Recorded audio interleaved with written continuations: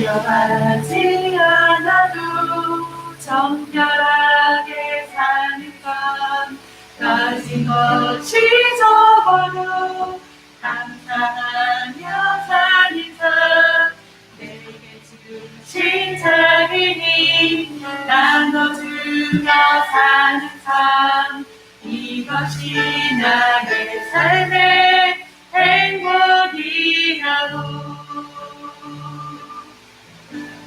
화려하지 않아도 정결하게 사는 삶 가진 것이 적어도 감사하며 사는 삶 내게 주신 자비니 나눠주며 사는 삶 이것이 나의 삶의 행복이라고 이것이 행복이라고 세상에 알 수 없는 하나님 선물 이것이 행복이라고 하나님의 자녀로 살아가는 것 이것이 행복이라고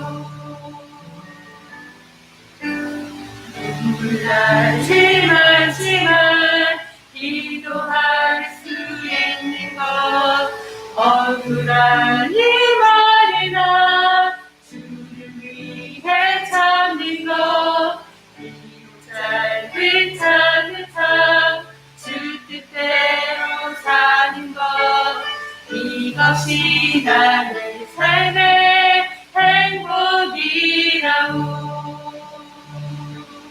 이것이 행복이라고 세상에 알 수 없는 하나님 선물 그것이 행복이라고 하나님의 자녀로 살아가는 것 이것이 행복이라고 이것이 행복이라고 세상에 알 수 없는 하나님 선물 그것이 행복이라고 하나님의 자녀로 살아가는 것 이것이 행복이라고 이것이 행복이라고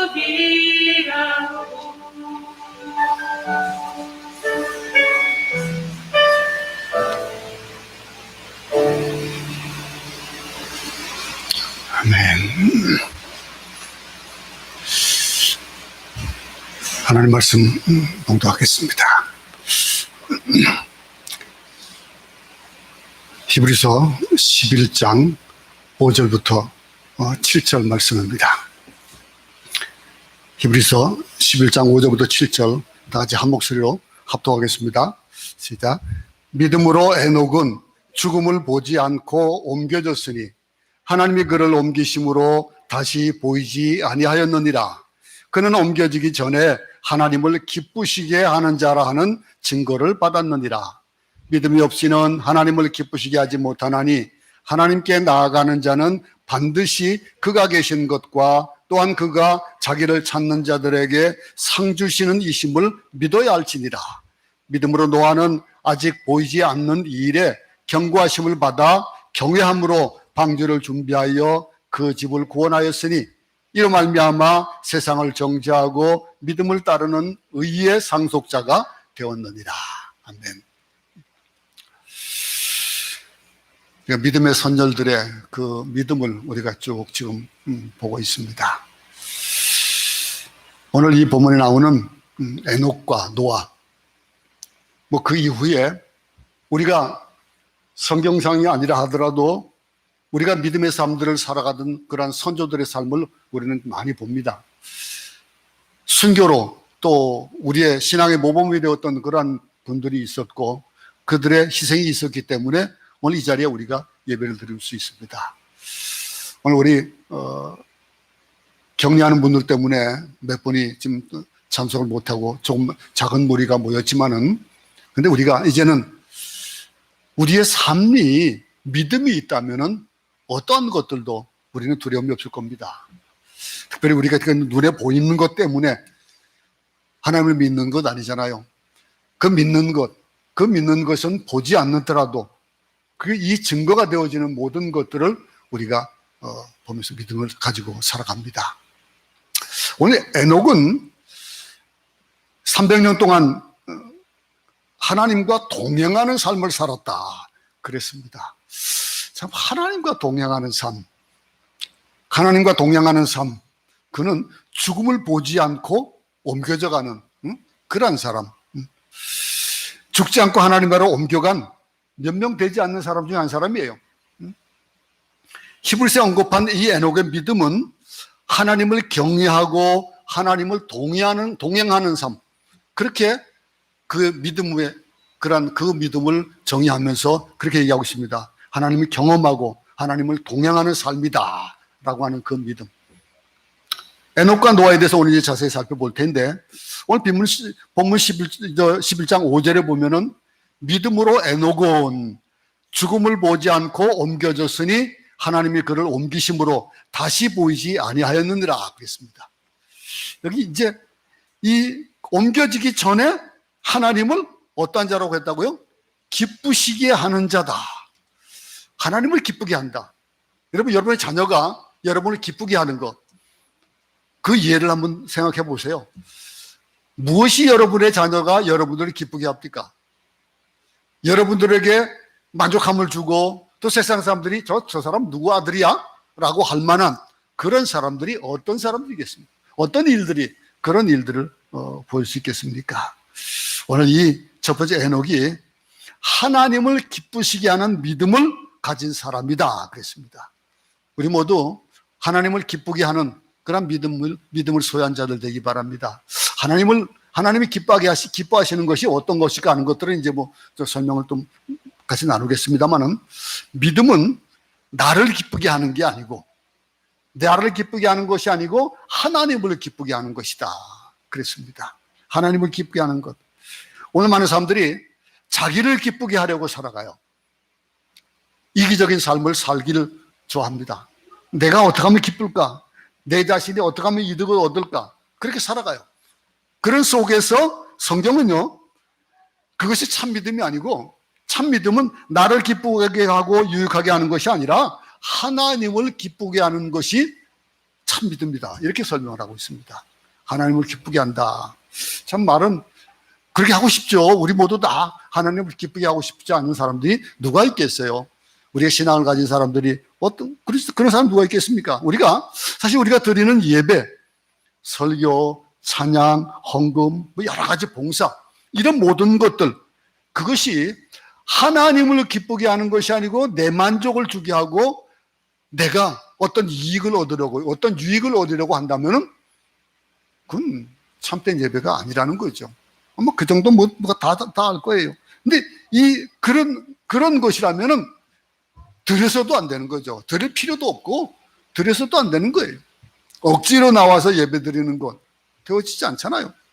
창조자 하나님을 기쁘시게 할 때에만 피조물인 인간에게 그 기쁨이 있고 인간의 행위가 의미가 있는 것이 되는 거예요. 내가 사는 목적, 삶의 목적에 대한 것.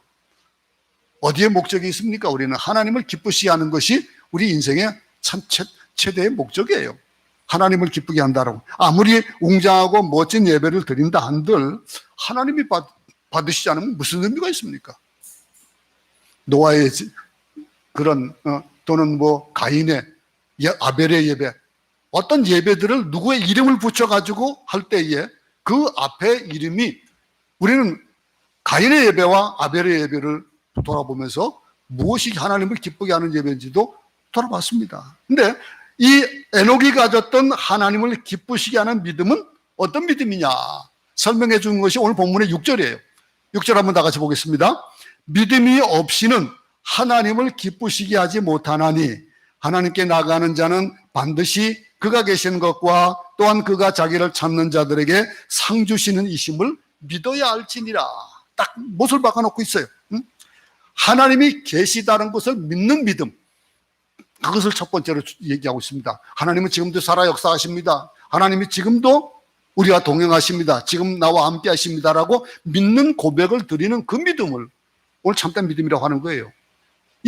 우리가 하나님을 확실히 믿을 때에, 그럴 때에 예수 그리스도를 우리 주님으로 모시는 거예요. 영접하게 되고, 그리고 하나님을 뭐라고 부릅니까? 아바 아버지라고 부르는 거예요. 아바 아버지. 우리가 잘 알듯이 아빠 아버지예요. 아빠. 여러분, 아들이 아버지에게 아버지를 부를 때 아빠 하는 그 의미하고 아버지 하는 거하고 아버님 하는 거하고 뉘앙스가 달라요. 그런데 여기서 우리는 아바 아버지, 아빠 아버지라고 부를 수 있는 거예요. 그렇게 부르는 것이 뭐예요? 하나님이 계신 것을 믿는 것이 시작되어지는 거예요. 하나님이 계신 것과 하나님이 계신 것과 또한 그가 자기를 찾는 자들에게 상 주시는 분이다 라고 하는 걸 믿는 이 믿음, 이것을 인정할 때 우리 삶에 의미가 있는 거예요. 이걸 인정하지 않으면 삶에 의미가 없어요. 삶의 목적이 분명해지는 거예요. 여러분 왜 삽니까? 우리 살아가는 삶의 목적이 무엇입니까? 조국입니까? 아니면 어떤 휴머니즘이냐? 아니면 사회계획이냐? 많은 사람들이 내놓는 것들이 있어요. 그런데 그거 아무 상관없는 거예요. 아무리 가치 있는 일이라도 하나님을 기쁘게 하지 못한다면, 하나님을 배제하면 그 삶은 아무 의미가 없는 겁니다. 모르겠습니다. 그 목적하는 대로 살다 보니까 내 주머니가 분룩해지고 내 삶이 윤택해지고 그렇게 된다 하더라도 하나님을 계시지 않는다라고 생각한다면, 하나님 계신 것을 인정하지 않으면 무슨 의미가 있냐 이거죠. 우리가 하나님이 계시다는 것을 인정하는 믿음, 그거를 오늘 뭐라고 하죠? 믿음이 없이는 그랬습니다. 믿음이 없으면 안 된다는 거예요. 그러니 하나님이 계시다는 것을 믿는다라고 하는 것은 하나님이 우리에게 믿음을 주셨다는 거예요. 그 믿음이 있다는 거예요. 하나님을 인정하고 하나님이 계시다는 것을 믿을 때, 그럴 때 하나님은 기뻐하시는 거야. 노아가 하나님을 기쁘시게 한 그 삶은 그 믿음이 있었다라고 하는 거예요. 그럼 또 한 가지는요, 하나님이 기뻐하시는 믿음은 뭐라고요? 자기를 찾는 자들에게 상 주시는 분임을 믿는다라고 하는 거. 상 안 주셔도 사실은 상관없어요. 그렇죠? 그러니까 하나님이 나를 구원하셨다는 그 구원에 대한 감격을 가진다면은 그 상이 무슨 의미가 있겠습니까? 뭘 받으려고 하는 거 아니잖아요.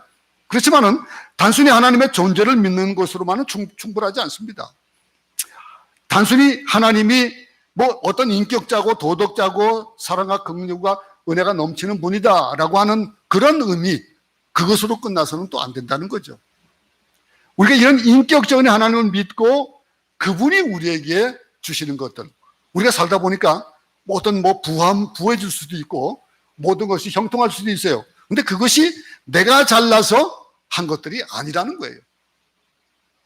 그런 것들. 그러니 여기서 하나님께서 이게 내가 잘난 것이 아니고 하나님이 상 주신 거구나 라고 하는 믿는 거, 그 당연히 그렇게 되어지는 거 아니겠어요? 하나님이 계신 것을 믿지 않는다면 내가 무엇을 노력해서 무엇을 꼭 얻으려고 하는 것, 그러면은 언젠가는 그건 빵꾸나게 되어 있습니다. 언젠가는 끝나게 되어 있어요. 이게 상 주신다는 말은 이건 굉장히 혁명적인 말입니다. 죽은 돌 붙여 상 줄 수 있습니까? 상 못 줘요. 조상들의 은덕으로 조상의 죽은 조상의 은덕으로 그런 얘기 많이 하죠. 그게 됩니까? 조상의 모를 잘 모셨기 때문에 그것이 무슨 풍수지리가 좋아서 그래서 우리를 자녀들을 평안하게 해준다. 돛자리가 안 좋아가지고 우리가 잘못 산다. 이런 얘기 세상 사람들 많이 하지만은 죽은 자들은 아무것도 줄 수 없습니다. 돌붙여 아무것도 줄 수 없어요. 근데 하나님은 살아계신 인격체이기 때문에 우리에게 실질적으로 실시간으로 우리에게 모든 것들을 주시는 분이라는 거예요. 그걸 믿는다라고 하는 거. 그럴 때에 내가 뭘 노력을 해가지고 얻는다라고 한다면은 그 감사가 있겠어요? 내가 노력하면 자기 도천에 있을 수 있겠지만, 근데 내가 아니라 하나님이 하신 것이다 라고 하는 것을 믿는다면은 어떻겠어요? 감사하지 않겠어요? 여러분들의 삶에 감사가 있다라고 하는 건 그건 하나님의 주신 은혜를 느끼는 거예요. 그걸 아는 거예요. 하나님은 살아계시기 때문에 죽은 존재와는 동행할 수 없잖아요. 살아있는 존재와 동행하는 거예요. 하나님은 살아계시기 때문에 동행이 가능한 거예요. 그분은 살아계실 뿐 아니라 내 생활에 간섭하시고 잘못을 깨닫게 하시고 잘했을 때는 상을 주시는 거예요. 우리 요한복음 3장 10절 잘 외우고 있습니다. 하나님이 이 세상을 이처럼 사랑하사 그랬습니다. 이 사랑하셔서 독생자를 주셨다. 그것은 그를 믿는 자마다 멸망치 않고 영생을 얻게 하려 하십니다. 이건 어디로부터 오는 거예요? 하나님으로부터 오는 거예요. 영생을 얻게 하시는 것도 하나님이고 하나님이 상 주시는 분이에요. 근데 하나님 우리에게 주신 가장 큰 상이 믿음으로 구원 얻는 그것만큼 큰 상이 어디 있습니까? 세상에서는 아무리 눈에 보이는 것들이 안 잡힌다 하지만은, 근데 사람들은요, 이 내세보다도 현세에 더 급급하게 살아갑니다. 그냥 현재 뭘 그냥 얻었으면 하는 그런 것들 때문에. 그래서 우리가 받은 상도 하늘의 신령한 복으로 놔두지 않고 이 세상 것으로 끌어내리라고 그래요. 그래서 막 아등바등 살아갑니다. 아등바등 살면은 내 마음속에 평안함이 없는 거예요. 허전해지고 뭔가를 얻은 것 같은데 허전한 거예요. 부자들이 가지고 있는 가장 큰 딜레마가 뭔지 아십니까? 그들은 내가 노력해서 이만큼 이뤘다라고 하는 거, 이뤘는데 그것이 자기 가슴에 남는 건 아무것도 없다는 거예요. 그래서 허전해하고, 그래서 그들은 담장을 높이 올리고, 그리고 무슨 전기, 경보기를 달고 그렇게 살아가는 거예요. 근데 우리가 하나님이 계시고 하나님이 우리에게 주시는 그 은혜대로 산다면은 집 문을 활짝 열어놓고 살아도 아무렇지도 않은 거예요. 내가 비록 먹을 것이 그냥 풍족하지 않아도 매일매일 살아가는 것도 감사하는 거예요. 근데 성경이 말하는 이 상은 죽어서 내세에 이르는 완전한 보성을 얘기하고 있잖아요. 그래 세상 사람들이 추구하는 것과 좀 동떨어지는 거예요. 믿음으로 하나님의 자녀가 되었다, 믿음으로 용서받고 영생을 얻었다, 이것만큼 중요한 것이 없다는 거죠. 세상 사람들이 중요하게 여기는 그 상, 그것과는 다르다는 거예요. 이게 하나님이 주시는 놀라운 비밀이고 상입니다. 이 노아가 가졌던, 에녹이 가졌던 하나님을 기쁘시 하는 믿음을 가진 그를 향해서 노아는 믿음으로 에녹은 그랬습니다. 그리고 하나님과 또 어떻게 했습니까? 동행하는 삶을 살았다 그랬습니다. 하나님과 동행했다. 여러분, 창세기에 따르면요, 에녹은 300년 동안을 하나님과 동행했다고 그랬습니다. 300년 동안 하나님과 동행했다. 우리도 하나님과 동행해요. 그죠? 어떨 때는 동행하면서 기쁘고 즐거운데, 어떨 때 보면은 세상과 짝하고 있고, 한쪽 손은 세상을 잡고 있는 때가 많이 있어요. 근데 이게 300년 동안 한다. 하나님과 동행한다. 이거는 지난번에 뭐라고 말씀드렸습니까? 동행한다는 건 하나님과 내 발을 같이 묶고 움직인다고 그랬잖아요. 경주할 때 아버지와 아들이 또는 부모님, 이 둘이서 뛰는데 함께 뛴다라고 하는 것은 발을 묶고 뛰는 거라는 거예요. 발짝은 발을 맞춰가는 거예요. 묶었는데 발을 엇발짝 하면은 넘어지는 거예요. 하나님과 동행하는 거. 하나님과 동행한 내 발과 하나님의 발을 함께 묶어 놓았다는 거. 하나님이 가시는 곳에 내가 하는 거예요. 하나님이 서시는 곳에 내가 서는 거예요. 근데 어떨 때는 하나님 빨리 더 가고 싶어요. 더 가요. 그렇지만 하나님이 서 계시면은 우리는 갈 수 없는 거예요. 그게 하나님과 동행하는 삶이에요. 하나님 계시는 곳에 하나님과 함께 하시는 그 삶이 하나님과 동행하는 삶이에요. 얼마나 우리는 하나님과 동행하는 삶을 살고 있습니까? 여러분, 창세기 보면요, 에녹은 65세에 무두셀라를 낳았다 그랬습니다. 무두셀라를 낳고 이때부터 에녹의 생애는 아주 급반전이 있습니다. 급선회 합니다. 무두셀라를 낳은 이후에 하나님과 300년 동안 동행했다 그랬습니다. 여기 중요한 사실은요, 에녹의 인생 전환점이 있었다는 거예요. 인생 전환점이 있었고 그때가 65세였다라고 하는 거. 유다서 1장 14절 15절을 보면은 에녹이 살던 시대를 설명해 주거든요. 근데 그 시대를 말할 수 없이 폐역하던 시대다 그랬습니다. 말할 수 없이 폐역하고 하나님의 심판이 임했던, 아주 심판이 임박했던 그런 시절이다라고 그렇게 설명을 하고 있습니다. 그러면요, 에녹이 무두셀라를 낳고 무두셀라가 라멕을, 라멕이 노아를 낳은 후 노아 때에 뭐가 일어났습니까? 대홍수가 일어났어요.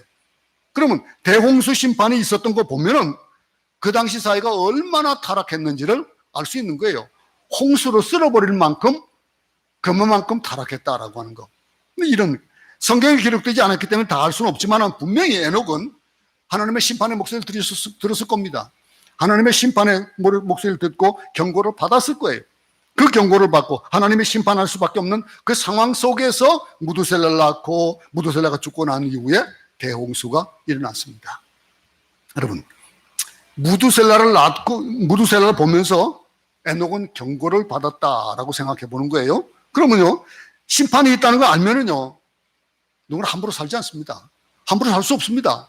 여러분, 만약에 여러분들이 남은 생애가 좀 나이가 들다 보니까 좀 그런 생각을 자주 해요. 내가 얼마나 더 살지?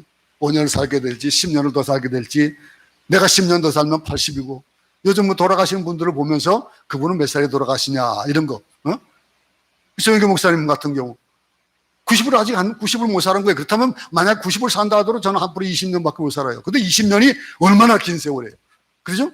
이런 것들을 보면서 만약에 내가 얼마 살지 못한다라고 하는 그 생에 대한 기한이 정해져 있다면은 함부로 살겠습니까? 하루하루가 얼마나 귀한 삶이 되어지겠냐. 그 속에서 내가 어떻게 해야 될 것이냐라고 하는 거. 이러니 주님이 곧 다시 오신다? 그래, 주님 오실 그날이 임박했다면은 자기 마음대로 신앙생활 하겠냐 이거예요. 어떻게 신앙생활 하겠습니까? 세상의 마지막 종말이 있다. 이걸 아는 사람은 함부로 살지 않습니다. 함부로 살 수가 없는 거예요. 그냥 하루하루 그냥 아무 세월이 흘러가는 대로 맡길 수가 없어요. 세월은 우리가 정말로 살같이 빨리 지나간다는 거 알아요. 가만 생각해 보세요. 오늘 주일 예배를 드리고 있으면 또 지나가면 바로 그냥 다음 주일이 돼요. 얼마나 빠른지 모르겠어요. 이런 일들. 설교를 준비할 사람은 더 그래요. 이 설교를 끝나고 나면 지금 이 시간 이후부터 또 뭔가 눌러요. 설교를 다음번에 어떻게. 이런 것들. 우리가 살아가면서 자신이 죽는다는 사실을 아는 사람은요, 아주 심각하게 생각하며 살 겁니다. 신앙도 마찬가지예요. 창세기 5장 24절에서는요, 에녹이 하나님과 동행하더니 그랬거든요. 에녹이 하나님과 동행했다. 이 말의 뜻이 뭘까요? 하나님과 동행하려면 우리가 어떻게 해야 하나님과 동행할까요? 한번 생각해 봅시다. 하나님이 동행했다? 이거는 뭐예요? 하나님과 우리 사이에 무엇이 만들어졌어요? 하나님과 우리 사이가 담이 생겼어요. 무슨 담이? 하나님과 우리를 만날 수 없고, 이 아담 이후의 범죄 때문에, 그 죄악 때문에 우리와 사이가 갈라진 거예요. 근데 하나님과 화해했다라고 하는 것을 생각해 볼 수 있잖아요. 아모스 3장에 보기에는 두 사람이 뜻이 같지 않으면 어찌 동행하겠냐 그랬거든요. 그리 뜻이 같아야 동행하는 거예요. 하나님과 동행했다? 이 말은 에녹이 하나님과 화해했다는 말 아니겠어요? 하나님이 그 죄악에 있는 자를 만나 주시가요? 아니거든요. 그러니 화해 없이 동행할 수 없는데, 우리가 에베소서에서는 뭐라고 합니까? 본질상 진노의 자녀다 그랬거든요. 본질상 우리는 진노의 자녀예요. 그렇게 태어났기 때문에 예수 그리스도의 피로, 예수 그리스도의 이름으로만 화해를 얻고 우리가 하나님을 아버지라고 부를 수 있는 것. 그러니 우리는 지금 아버지와 우리는 원수가 아니잖아요. 하나님과 동행할 수가 있는 조건을 가지고 있는 거예요. 지금 하나님과 동행하고 싶습니까? 그렇다면은 먼저 예수 그리스도 안에서 거듭나고 변화되어야, 그래야 하나님과 동행하는 거예요. 이게 성결 조건이거든요. 근데 이게 에녹은 가능했다는 거. 그러니까 하나님과 화해했구나라고 알고 있고, 또 한 가지는 뭐겠습니까? 동행했다? 이 말은 하나님과 그 수준이 같았다는 거예요. 수준을 같이 했다는 거예요. 그 수준에서 하나님이 기뻐하시는 그 수준에서 살았다는 거예요. 여러분들의 아내와 여러분의 남편, 여러분 수준에 맞습니까? 어떨 때는 왼수 그런 얘기 많이 하잖아요. 그러면 그가 원하는 삶, 내가 원하는 삶을 따라줄 때에, 그때에, 또 그렇지 못할 때 어떤 상관관계가 될까요? 자녀들도 마찬가지예요. 그 기쁘고 즐거워질 수 있는 그러한 일들, 자녀가 아버지의 마음에, 어머니의 마음에 정말 기쁜 거, 그러면 그 수준이 맞는 거예요. 에녹은 아마 하나님과 아마 닮았을 거예요. 하나님을 닮았을 거예요.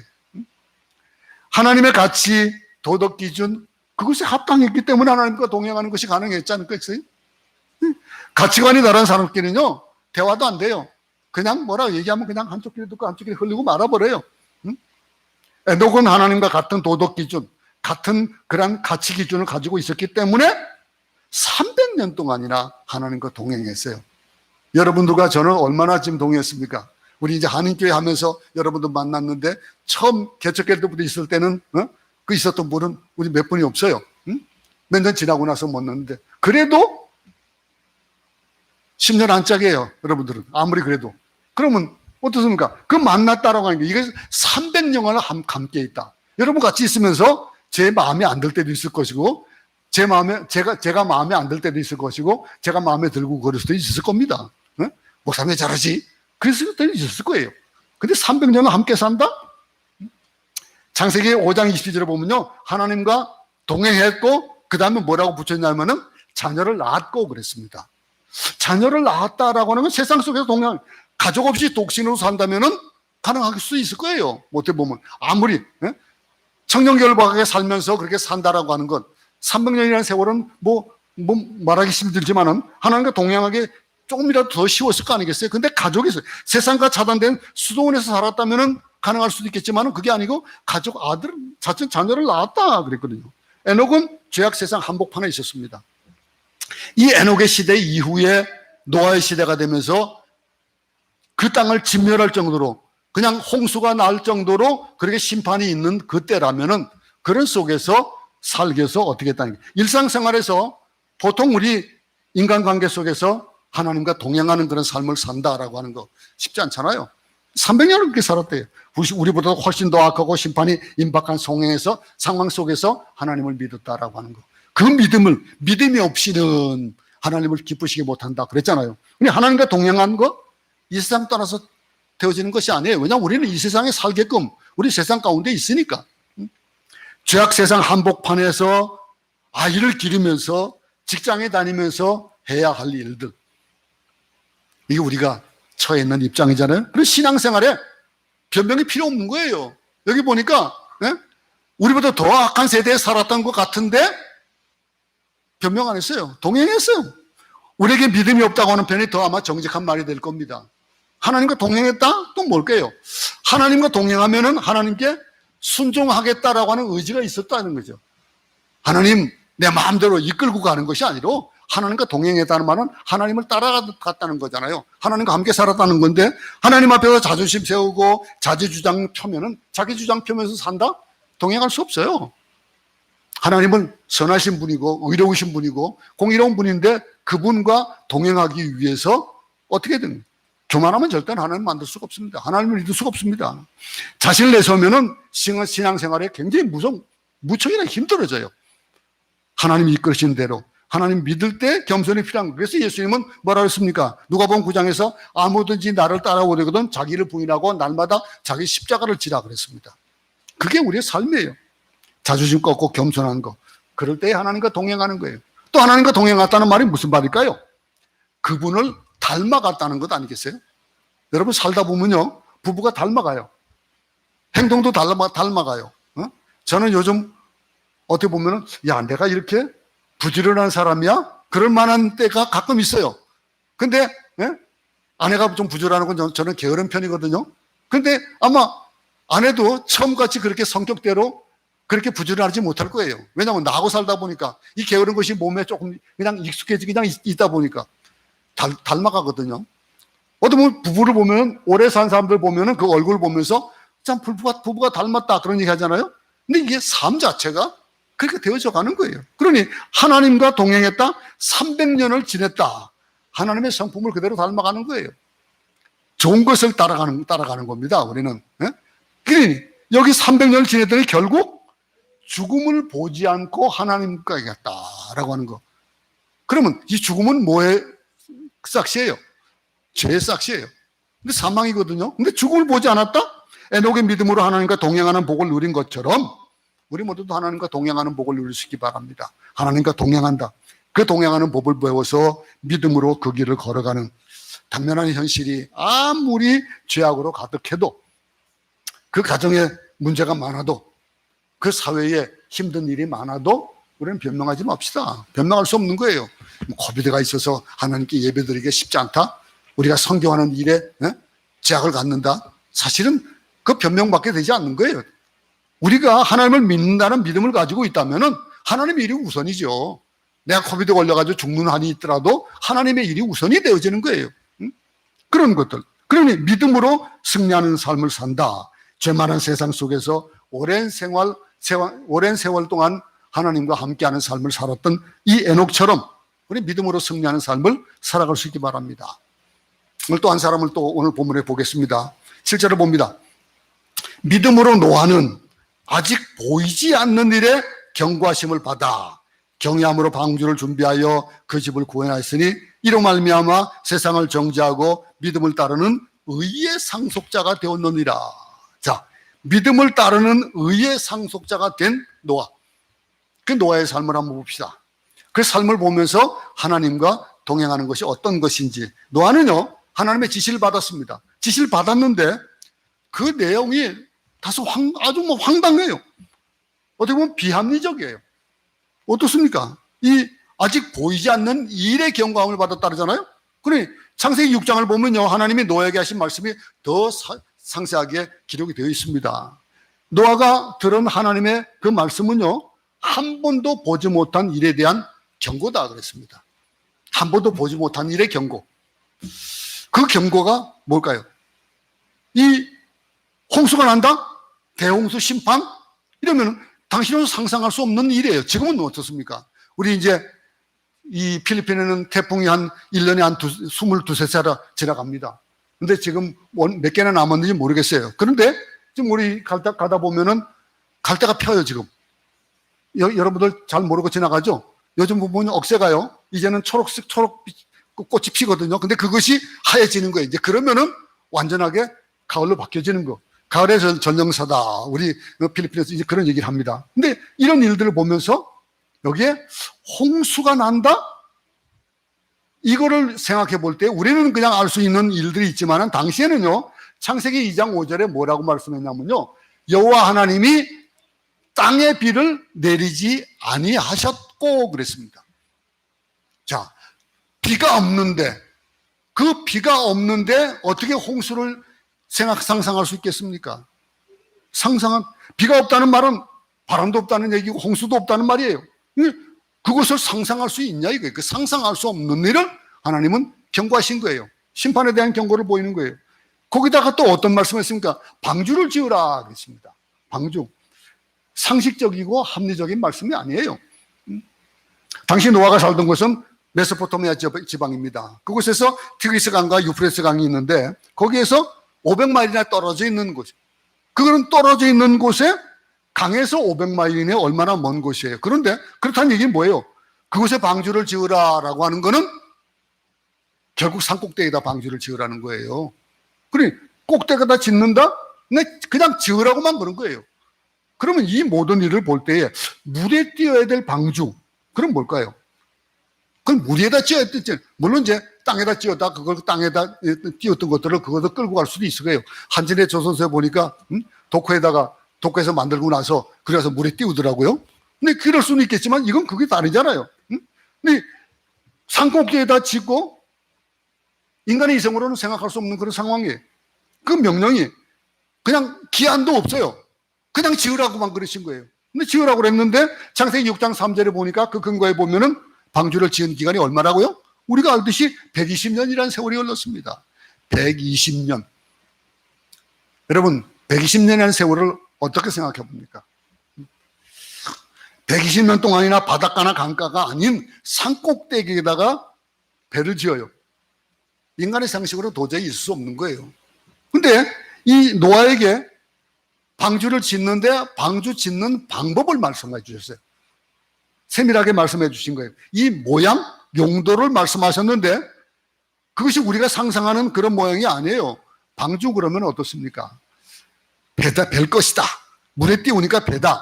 그런데 이 규격을 보니까 그게 아니에요. 가로 세로 높이가 물론 물에 뜰 수 있는 그런 비율에 맞춰져 있긴 하지만은 배가 스스로 움직일 수 있는 것은 뭐 때문에 움직입니까? 키가 있어야 움직이는 거예요. 근데 키가 없어요. 그러니 배도 아니에요.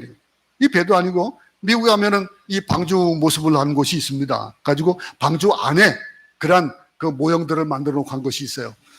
참 보니까 기가 막힐 정도로 잘 만들어놨어요. 야, 이거를 만들려니 120년은 걸리겠지. 혼자서 가족과 함께 노아와 그 가족들이 만들었다면 그랬겠지라는 생각을 할 수 있는 만한 정말로 너무너무 잘 만들어 놨더라고요. 그리고 거기에 과학적으로 아주 증명을 해놓은 것들이 이 물을 어떻게 올리고 그 안에 있는 사람들이 어떻게 살아갔고 그런 것들, 이런 것들이 그들이 엄밀하게 다 있는 거예요. 근데 배를 만드는 사람, 이 노아를 보면서 주변 사람들은 어떻게 했을까요? 여러분들은 어떻게 방주를 어떻게 생각해 봅니까? 참 상상이 안 가잖아요. 그죠? 근데 주위 사람들은 어땠을까요? 아마 그가 미쳤다고 생각했을 겁니다. 응? 미쳤다라고 생각하는, 아마 조롱했을 거예요. 만약 하나님이 우리에게 이런 말씀을 하신다면 어떤 반응을 보일까요? 우리에게 주시는 말씀이 아마 놀라고 당황할 겁니다. 이건 말이 안 된다라고 할 거예요.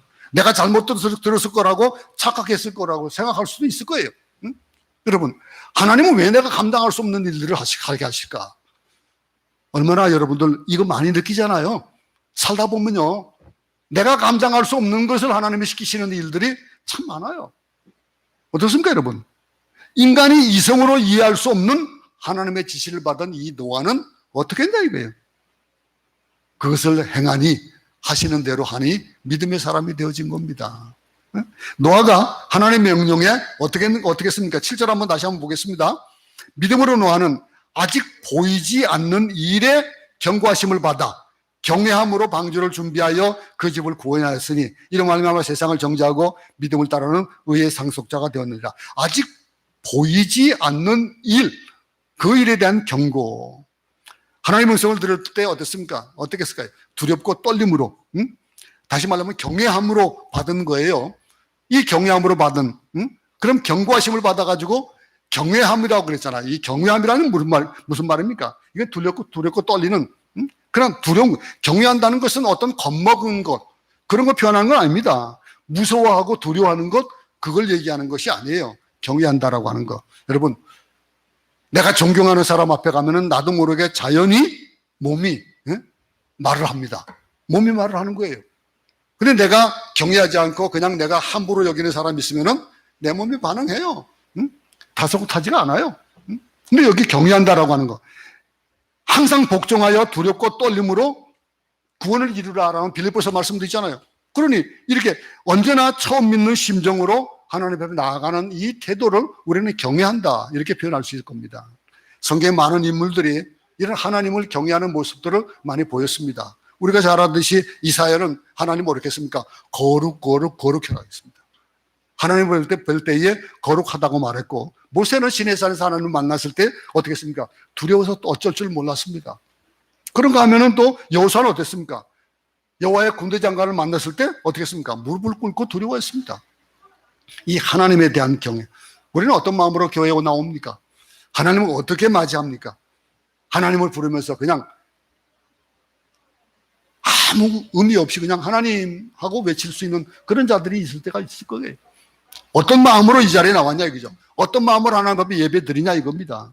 예배를 드리러 가면서, 예배를 드리면서 그냥 영화 보러 가거나 음악회 가는 정도로 생각하고 있다면은 아마 방송을 통해 가지고 예배 드리는 분들도 아마 이런 자세를 가지고 있는 분들도 있을 거예요. 하나님 앞에 온전하게 예배를 드리는 사람이 어떤 마음이냐 이거죠. 예배를 통해서 우리가 만나야 될 분이 하나님이에요. 그냥 1시간 동안 방송하고 그냥 끝나는 것이 아니라 두렵고 떨리는 마음으로 거룩하신 하나님을 만나 뵙는 것. 이게 안식일의 특권입니다. 이 특권을 우리는 가질 수 있기 바랍니다. 이제 우리 성도들도 거의 한 90% 정도가 2차까지 예방주사를 맞았습니다. 그러니 아마 이제 우리는 어느 정도 또 우리 세상 관점으로 봐도 괜찮을 거예요. 그럼 하나님 앞에 나와 예배 드리는 그런 일들이 더 많아질 수 있기 바랍니다. 대면해서 예배 드린다는 거, 얼굴을 보면서 이 하나님 앞에 나온다는 거. 만약 우리 이곳에 나와서 또는 예배 드리면서 하나님을 만나지 못한다면은요, 어떤 일이 벌어질까요? 일주일 동안 아주 정말 무능하고 무력하게 세상과 맞대며 살아가면서 패배자 같은 삶을 살지도 몰라요. 하나님과 동행하지 못하고 하나님과 함께하지 못한다면은 그런 이 마귀와 죄 속에서 사는 그런 세상 속에서 살 때에 어떻게 살아가냐 이거예요. 노아는 하나님의 명령을 받아 들었을 때에 자기 이성이나 경험이나 또는 상식에 의존하지 않았습니다. 창세기 6장 22절에 보면은 노아가 그와 같이 하여 그러면서 순종했다고 그랬습니다. 다 준행했다 그렇게 표현했습니다. 이 일을 아무 변명하거나 뭐 토달지 않고 그냥 준행한 거예요. 하나님 명령하신 대로 다 준행했습니다. 이게 노아의 믿음이에요. 그 믿음으로 노아는 이 표현이 바로 그런 겁니다. 그 노아의 믿음으로 노아는 할 때의 그 믿음으로와 내 믿음으로 거기에 믿음으로 영혼은 믿음으로 여러분들의 이름을 한번 불러보시기 바랍니다. 그럼 어떤 걸까요? 우리 같으면 아마 산별적으로 순종했을 겁니다. 여러분들은 하나님 저는 목사가 아닙니다. 목사가 아니니까 저는 평신도니까 저는 제가 할 수 있는 것 그 한계가 있으니까 그 한계대로만 하겠습니다. 어쩌면 그렇게 생각할지 몰라요. 그렇게만 순종하겠습니다라고 할 수 있을지 몰라요. 여러분, 노아는 자기 이성과 상식, 합리에 맞지 않더라도 하나님이 명령하신 대로 다 준행했습니다. 순종했습니다. 믿음으로 순종하기를 결정하는 것. 우리가 순종하면은 하나님이 행하시는 그 일들, 우리가 순종할 때에 하나님이 행하시지만 우리가 순종하지 않으면은 행하지 않습니다. 그걸 알아야 돼요. 믿음의 도전을 하면 하나님 응답하시지만 처음부터 포기한 사람에게는 뭐 아무것도 주지 않는 거예요. 우리가 행해야 될 일들 순종하고 결단하는. 예수님은 말씀을 듣고 또 순종하지 않는 자를 뭐라 그랬습니까? 모래 위에 집을 지은 자와 같다고 그랬습니다. 모세는 신명기에서 하나님 말씀을 듣고도 행하지 않으면 엄청난 비극이 따른다 그랬습니다. 이런 일들을 볼 때에 하나님 말씀을 듣고 순종하는 결심 한다면 어떤 것이 필요할까요? 아마 한 두 가지가 필요할 겁니다. 절망하지 않는 용기가 있어야 될 것이고 끝까지 인내하는 인내심이 있어야 될 거예요. 어떤 자세로 우리는 하나님을 믿는 믿음으로 노아는 이 말과 우리 한번 대비해 볼 수 있겠습니까? 예수 믿었는데 인기가 많다? 예수 믿었는데 어쩌면은 편해진다? 세상 가운데서 편하다? 어쩌면은 그것이 내가 제대로 잘 안 믿지 않는지도 몰라요. 왜냐하면 세상에서 요구하는 것과 하나님이 요구하시는 것이 다르거든요. 그러니 하나님이 요구하는 것이 항상 우리 인간이 하기에는 부족한 것들이 많아요. 그렇기 때문에 그것을 세상의 눈으로 볼 때는 만족할 수가 없는 거예요. 그러니 인기가 없을 수밖에 없고 조롱받고 비판받을 수밖에 없는 것이 우리의 삶이에요. 우리가 하지 말아야 될 것들. 근데 교회를 오래 다녔다고 되어지는 것이 아니에요. 예수님 믿을 때만 이런 믿음의 사람들에게 하나님은 은혜를 더해 주신다라고 하는 것. 땅의 위로가 아닌 하늘의 위로로 되어 주신다라고 하는 것들을 믿으시기 바랍니다. 이 노아는요, 세상의 하나님의 뜻을 아마 사람들에게 전하는 믿음을 가졌을 겁니다. 본문 7절 다시 보면 이로 말미암아 세상을 정죄하고 그랬습니다. 이로 말미암아 세상을 정죄했다라고 하는 거. 세상을 정죄하는 것이 뭘로 정죄하는 겁니까? 이 정죄했다는 이 말. 이 노아는요, 이제 곧 대심판이 옵니다. 이 홍수가 올 겁니다. 여러분 회개하십시오. 여러분 긴장하시기 바랍니다. 가늠하지 마세요. 도둑질하지 마세요. 이 아마 계속 외쳤을 거예요. 하나님의 경고를 받고 그냥 방주만 짓지 않았을 겁니다. 그 일들. 그러면서 이런 노아를 향해서 세상 사람들이 뭐라 그랬을까요? 미쳤다 이거죠. 한참 미쳤다. 산에다 방주를 짓자니 이제는 무슨 홍수가 난다고?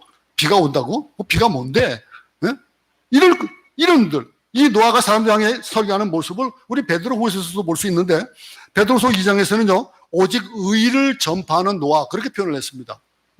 의를 전파하는 노아. 노아는 어쩌면 설교자였을 겁니다. 방주를 짓는 것보다도 더 중요한 것이 아마 어쩌면 설교일지도 몰라요. 심판이 온다. 너희들이 이렇게 하면은 계속 멸망한다라고 하는 것. 방주만 지었습니까? 안 그랬던 거예요. 그러니 이런 일들 베드로전서 3장에 보면은 노아의 날 방주를 준비할 동안에 사람들은 복종하지 않았다 이게 순종하지 않았다 이게. 복종하지 아니하던 것들 이렇게 설명을 했습니다. 그러니 이 세상이 제레미야에 대해서 예수님께서도 노아의 때를 설명했습니다. 뭐라 하냐면 홍수 전에 노아가 방주에 들어가던 날까지 사람들이 먹고 마시고 장가들고 시집가고 있으면서 홍수가 나도 그들을 다 멸하기까지 깨닫지 못했다. 예수님께서 그렇게 예를 들으셨습니다. 여러분 이런 세상을 노아는 정죄를 했어 그랬습니다. 정죄했다. 정죄한다는 건 뭐예요? 내가 그만큼 완벽하다는 얘기예요. 온전할 사람만, 온전할 때만 내가 하고 나서 뭘 하지 말아라 해라 얘기할 수가 있는 거예요. 자신과 전혀 통하지 않는 그런 비전을 보지 못하는 그런 사람들 향해서 우리는 얘기를 해야 되는 거예요. 이런 일을 이렇게 내가 했더니 이런 것들이 있더라. 내가 예수를 믿었더니 이런 복이 있더라. 내가 예수를 믿었더니 이런 새로운 비전이 생기더라 라고 하는 거. 하나님의 창세기 6장 5절에서 사람의 죄악이 세상에 가득함과 그의 마음으로 생각하는 모든 계획이 뭐라 했냐면 항상 악할 뿐이다 그랬습니다. 그 악한 세상. 그러면서 이런 세상 속에서 이 노아가 이 세상을 바라보는 그 마음이 어떻겠냐 이거죠. 찢어지지 않았겠어요? 너희들은 그러고 그냥 끝내 그랬겠습니까? 안 그랬을 거 아니겠어요? 그러니 요한복음 1장 5절의 상황과 유사한 겁니다. 빛이 어둠에 비추되 어둠이 깨닫지 못하더라 그랬습니다. 깨닫지 못하는 일들. 예수님이 이 세상에 오셨지만은 사람들 예수를 영접하지 않았고 복음이 이 세상에 왔지만은 복음을 배척했던 일들 우리 가운데도 있잖아요. 그러면 이 노아의 때에 방주를 예배해 주신 하나님은 우리에게도 예수 그리스도를 보여주신 겁니다. 그럼 이 노아를 설명할 때에 뭐라고 설명하고 있습니까? 7절 끝절에 보니까 믿음을 따르는 의의 상속자가 되었다. 그렇게 표현하고 있습니다. 의의 상속자가 되었다. 또 창세기 6장 9절에서는 이것이 노아의 조건이라 노아는 의인이요 당대의 완전한 자라 그는 하나님과 동행하였으며 믿음을 쫓는 의의 반열에 있는 자. 노아가 살던 시대가 무섭도록 타락한 시대라는 점을 볼 때에 어떤 시대 속에서 어떻게 사는 것이 하나님과 동행하는 것인가 한 것을 온전히 볼 수가 있는 겁니다. 여러분, 우리는 신앙생활을 제대로 하지 못하는 이유를 세상에 돌릴 수 없습니다. 이 험악한 세상 속에서 심판이 앞서 있는 그런 세상 속에서 노아가 외쳤던 일들과 방주를 만들면서 그 의에 행한 모든 일들을 행했던 것들 이런 것들 속에서 우리가 오늘 본문을 이해할 수 있기 바랍니다. 우리는 에녹을 돌아봤습니다. 에녹이 어떤 사람이었습니까? 하나님을 기쁘시게 하는 믿음을 가진 사람이었습니다. 하나님이 기쁘시게 하는 것이 뭐라고 했습니까? 하나님이 계시다고 하는 것, 반드시 계시다고 하는 걸 믿는 것이 그것이 하나님을 기쁘시게 하는 믿음이라고 했습니다. 또 한 가지 어땠습니까? 하나님이 자기를 찾는 자들에게 상 주시는 분이다라고 하는 걸 믿는 믿음이 하나님을 기쁘시게 하는 사람이라 했습니다. 오늘 우리는 노아와 같이 하나님을 기쁘게 하는 삶을 살 수 있기 바랍니다. 또한 우리는 에녹을 돌아봤습니다. 동행하는 믿음을, 하나님과 동행하는 믿음을 뭐라고 얘기하고 있냐 이거예요. 근데 하나님과 동행하는 방법은 하나님과 화해하는 방법이에요. 우리가 하나님의 죄악을 가지고 하나님과 함께 할 수 없습니다. 하나님과 동행할 수 있기 바라기 위해서는 우리가 하나님과 화해하는 방법, 그리고 살아가면서 하나님의 수준에서 살아야 된다는 법, 그리고 어떻게 됩니까? 순종하는 의지가, 내가 이렇게 하겠습니다라고 하는 의지가 있어야 되는 거예요. 알므로 끝날 수 없다는 거예요. 그리고 하나님께 순종하는 그 의지가 있었다는 말은 뭡니까? 그분을 그렇게 하면 닮아가는 거예요. 오늘 우리는 이렇게 에녹과 또 노아를 봅니다. 노아가 들은 말씀이 어떤 말씀을 들었습니까? 노아는 이 한 번도 보지 못한 일에 대한 경고를 받았습니다. 이해하지 못할 것이지만은 그런 이해했습니다. 방수를 지으라 했는데 방주를 짓는 그 일조차도 어떻게 지으라고 말씀해 주시는 하나님입니다. 그러니 그런 일을 보면서 우리에게도 우리가 이해하지 못할지라도 하나님께서 하라고 하시는 방법들이 있을 거라는 거예요. 그러니 그가 했던 대로 우리는 어떻게 해야 될까요? 이 노아가 하나님 명령에 경외함으로 순종했듯이 세상을 심판하겠다 하나님의 뜻을 사람들에게 전했듯이 의의 후사가 되는 믿음을 가졌듯이 우리 또한 이렇게 에녹과 같이 또 노아와 같이 그런 믿음의 삶을 살기 바랍니다. 하나님과 동행하는 믿음을 가진 사람으로서 하나님을 기쁘시게 하는 그런 삶을 이 한 주간 우리 살아갈 수 있기 바랍니다. 노아와 같이 한 번도 보지 못한 일에 대한 그런 말씀을 듣는다 할지라도 세상에서 바보란 소리를 들어도 이 하나님 명령에 경외함으로 순종하며 세상을 심판하겠다는 하나님의 말씀을 전하는 전하는 삶으로 말미암아 우리 모두가 의의 후사가 되는 그런 믿음의 삶을 살아갈 수 있기 바랍니다. 내가 믿음의 후사인가? 내 믿음의 후예인가? 믿음의 사람인가? 한번 자문해 보면서 그러면서 에녹과 같이 하나님과 동행하고 또 노아와 같이 믿음의 사람이 돼서 영혼 구원을 해서 애쓰고 노력하는 우리 모두가 되기를 간절히 소원합니다. 하나님 아버지, 오늘 우리가 에녹을 돌아보고 또 노아를 돌아봤습니다. 하나님 에녹과 같이 하나님과 동행하는 믿음을 가진 사람이 되어서 하나님을 기쁘시 하는 그런 삶을 살도록 도와주시옵소서. 노아와 같이 정말로 세상에선 바보라고 손을 들어도 하나님 명령에 경외함으로 순종하면서 아버지의 말씀을 온전하게 전하는 의의 후소가 되는 믿음의 사람이 되도록 도우시옵소서. 예수님 이름으로 기도드렸습니다. 아멘.